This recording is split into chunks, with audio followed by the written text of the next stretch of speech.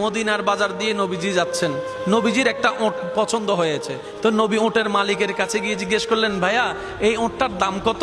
ওই দামাদামি হলো, নবী সে দামে কিনতে রাজি হলেন, কিন্তু নবীর কাছে তখন অর্থ ছিল না। তখন নবীজি ওনাকে বললেন, আপনি আমাকে ওঁটটা দেন, আমি এখনই গিয়ে আপনার সেই প্রাপ্যটা পাঠিয়ে দিচ্ছি। ওঁটের মালিক ওনাকে ওঁটটা দিয়ে দিলেন। আশেপাশে যারা ওঁটের মালিক ছিল সবাই জিজ্ঞেস করতেছে, এই পাগলা, তুমি কি যাকে ওঁট দিয়েছো তাকে চিনো? বলে যে না। নাম জানো? বলে যে না। পরিচয় জানো? বলে যে না। ঠিকানা জানো? না। তো তুমি যে ওঁটটা দিয়ে দিলা, উনি যদি ওঁটের টাকাটা না ফাটায় তখন তো তুমি লসের মধ্যে চলে যাবা। সে ওঁটের মালিক বলে, এত সুন্দর নুরানি চেহারাওয়ালা কখনো বাটপার হতে পারে না, কখনো চিটার হতে পারে না, কখনো মিথ্যুক হতে পারে না।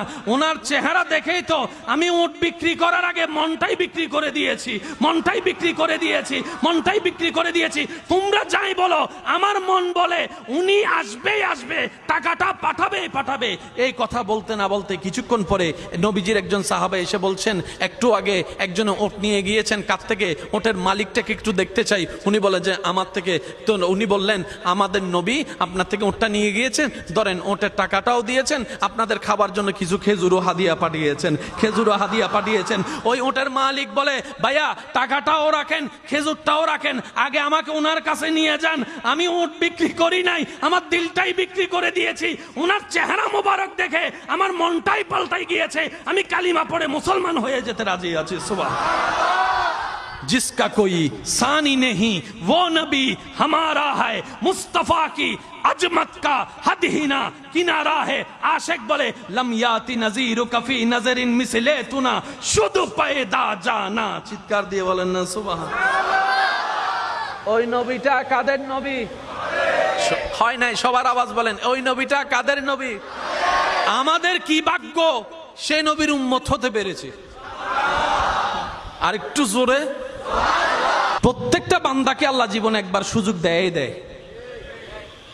সে যে ধর্মেরই হোক, একবার সুযোগ আল্লাহ দিবেই দিবে, কিন্তু সুযোগটা কখন আসবে আল্লাহ জানায় না।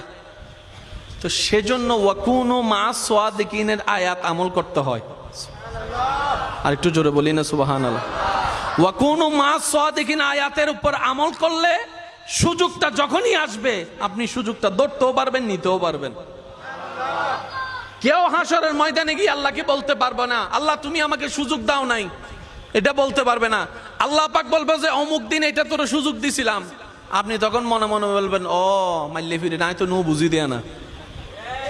কথা বলেন, কথা বলেন, কথা বলেন, ঠিক কিনা? আল্লাহ প্রত্যেক বান্দাকে জীবনে কয়বার সুযোগ দেয়? দিবে। হয়তো আপনার এসে